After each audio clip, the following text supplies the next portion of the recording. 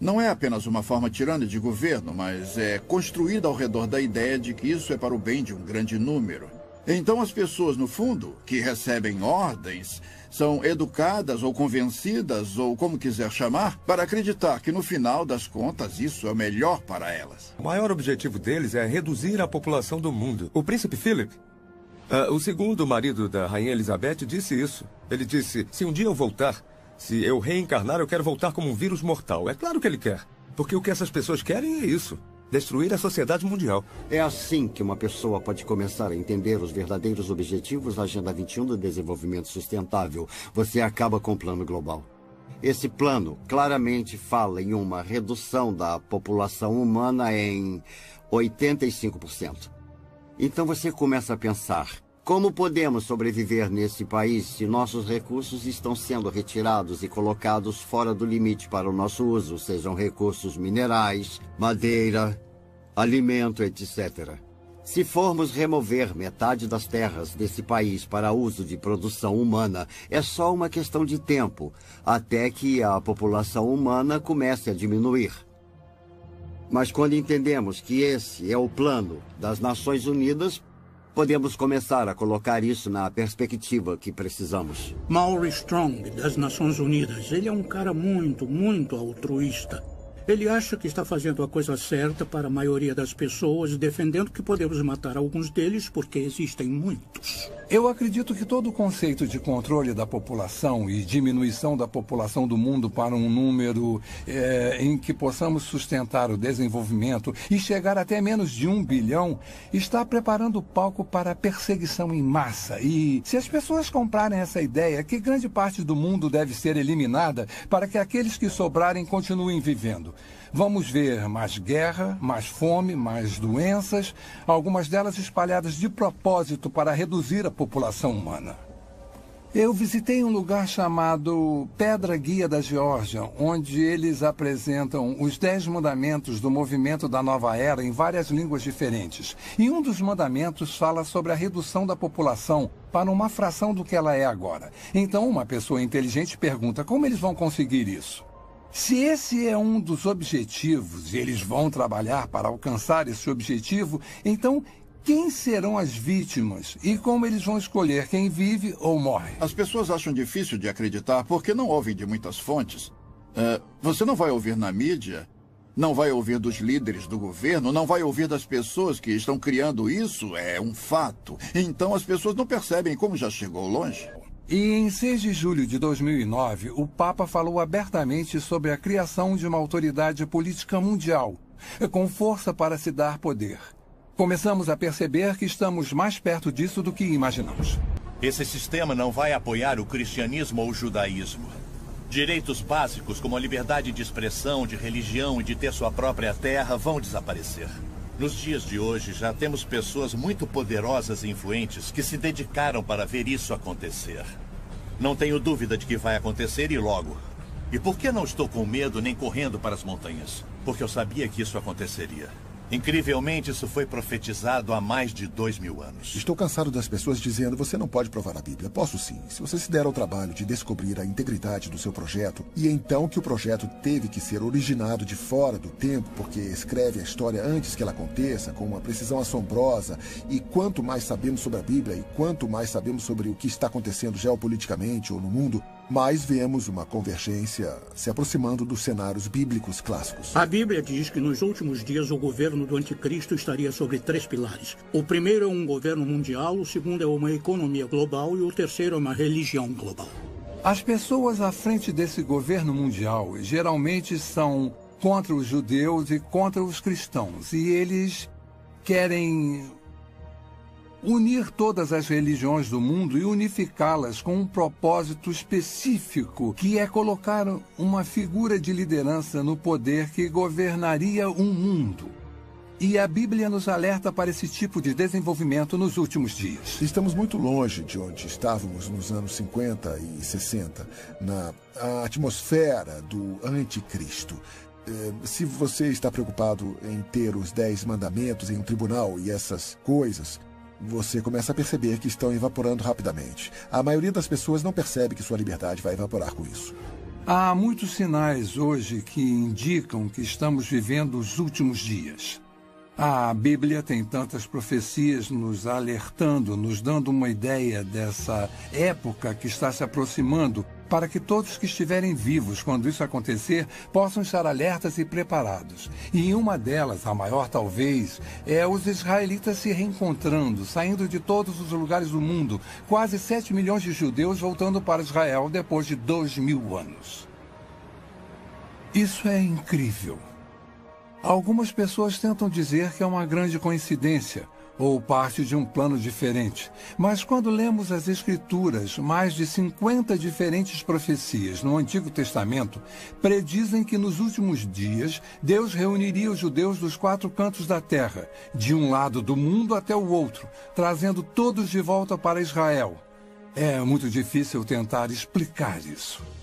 Ezequiel escreveu sobre a restauração de Israel e que nos últimos dias seria restaurada e ficaria da mesma forma de antes de ter sido dispersa. Sofonias diz que eles retornariam com uma língua pura, que é o hebraico, que foi restaurado por Ben Yahuta em 1948, a língua de trabalho de Israel e que já esteve morta antes do latim ser desenvolvido. Além disso, no livro de Daniel, está escrito que haverá um crescimento massivo de conhecimento. Pelo que eu soube, o conhecimento está dobrando a cada 4 anos. Isso nunca aconteceu antes na história do mundo, e isso está unindo o mundo cada vez mais. Tecnologicamente, as coisas são possíveis. Podemos falar ao telefone com alguém do outro lado do mundo, e parece que ele está na porta ao lado. Viajar se tornou muito mais fácil. E temos a comunicação pela internet. Todas essas coisas trabalham para fazer o mundo menor, o que me leva para o próximo ponto.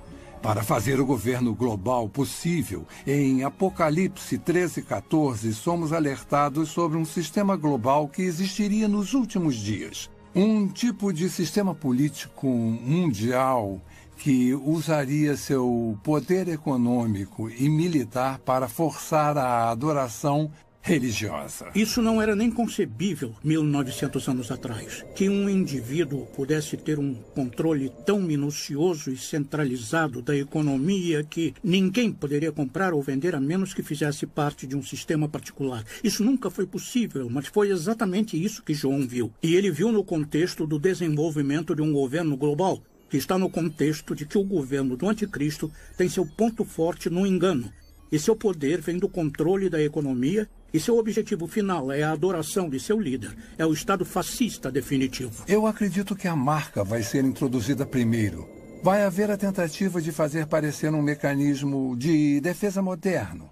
Se você for sequestrado, a polícia vai saber onde você está e vai poder te resgatar. Isso já está acontecendo agora com animais e também com seres humanos em algumas partes do mundo. Qual é a principal arma de Satanás? Está em toda a Bíblia. O engano. Começou em Gênesis 3, passando por toda ela. Todas as vezes que Jesus falou sobre o fim dos tempos, ele abre e fecha seu discurso dizendo: não sejam enganados. Esse é o nosso desafio. E estamos sendo enganados, sendo iludidos. Em um sentido político local, mas em um sentido mais amplo. A Bíblia fala quando Pedro estava escrevendo para Timóteo. E ele disse que nos últimos dias as pessoas amontoarão para si doutores tendo comichão nos ouvidos e voltarão às fábulas porque não querem ouvir, porque o que querem ouvir não é necessariamente a verdade. E estamos vivendo em uma geração agora em que a verdade está se tornando subjetiva. Pode haver realmente 2 versões da verdade. Finalmente, em Mateus 24, Jesus nos alerta sobre enganos sem precedentes que vão acontecer no final dos tempos, precedendo sua segunda vinda. E, especificamente no versículo 24, ele diz: até os eleitos seriam enganados, se isso fosse possível. E deve ser um grande engano para Jesus fazer esse tipo de declaração. E estamos vendo um aumento nos enganos hoje, falsas religiões surgindo e tomando controle nos Estados Unidos, onde há apenas uma geração, a maioria das pessoas professaria sua crença em Cristo, ou pelo menos sua ética teria uma base cristã. A cultura em que vivemos é bem estranha. Ela nega a existência da verdade. Para que servem as universidades? Eu pensei que fossem para descobrir a verdade. Qual é o propósito da ciência? Descobrir que é a verdade. E vivemos numa sociedade que nega a existência da verdade. Outro sinal é o crescimento da depravação do homem. Em 1ª e 2ª Timóteo, fala sobre como nos últimos dias o homem se tornaria mais focado em si mesmo, estaria em busca de prazer. Seria egocêntrico, orgulhoso, soberbo. E estamos vendo todas essas coisas hoje através do movimento da nova era de formas que nunca vimos antes. O importante somos nós. Literalmente temos milhões de pessoas que acreditam que são Deus. Jamais encaramos uma situação como essa antes, mas encaramos agora. Estamos quebrados, estamos em uma guerra global, estamos em uma guerra religiosa. Tudo, na verdade, parece estar... Estamos em declínio, estão falando em se livrar do dólar americano. Tudo parece apontar para os Estados Unidos não ser mais a única superpotência mundial, que é exatamente o que a Bíblia diz. Podemos ver tudo convergindo para isso. Então, podemos fazer uma lista dos principais países do Oriente Médio, da Europa e do Extremo Oriente e rever essa lista. Podemos falar sobre tecnologia, podemos fazer uma lista de tendências. Somos classicamente monitorados por empresas, numa dúzia delas. E quanto mais você sabe sobre cada uma delas e quanto mais sabe o que a Bíblia fala sobre elas, você vê a convergência. Não é só uma, são todas elas ao mesmo tempo. Está claramente dizendo que esta geração não vai passar até que todas essas coisas se cumpram. Faz parte desse discurso, mas faz de Israel a referência, é o relógio, é o cronômetro. Quando começar a andar, nós teremos apenas mais uma geração. E estamos bem perto disso agora. Meu desafio para qualquer um, para quem essas coisas estão frescas, novas e desconhecidas, é descobrir por si só. Não o que o Chuck Missler ou alguém no rádio ou TV disse. Descubra por si só o que a Bíblia realmente diz. A Bíblia diz que os céus e a terra proclamam a existência e a majestade de Deus, nosso Criador. Esse mesmo Criador nos deu um livro para partilhar seus pensamentos e planos para nossas vidas. Diferente de qualquer livro em toda a história, ele prediz o que vai acontecer no futuro. O nascimento, morte e ressurreição de Jesus Cristo. O retorno de Israel para sua terra em 1948. Nosso notável mundo em mudança hoje. Se alguém que você conhece pode prever o futuro com 100% de precisão, você não daria ouvido a ele? A Bíblia faz exatamente isso. E prediz que Jesus vai voltar para seus seguidores e vai levá-los para um lar eterno e maravilhoso. Você pode não ser capaz de controlar o que acontece com seu país ou nosso mundo, mas você pode controlar seu destino eterno. A Bíblia diz que o amanhã não pertence a ninguém. Faça a decisão mais importante da sua vida. E acredite que Jesus te ama e quer fazer parte da sua vida. Nossa pesquisa sobre práticas de vigilância, perda de liberdade e poderes ocultos não são para te assustar. Foram feitas para abrir seus olhos para um mundo inconstante ao nosso redor. Pretende lançar uma luz nas incríveis profecias de Deus. Pretende te aproximar de nosso eterno Salvador, Jesus Cristo. O que vai acontecer daqui a um mês, daqui a um ano, daqui a 10 anos? Como nos preparar para isso? A única coisa que Deus coloca sempre no meu coração é a importância de ficar perto dele, viver um dia de cada vez e que possamos todos nós manter os olhos abertos e focados na eternidade.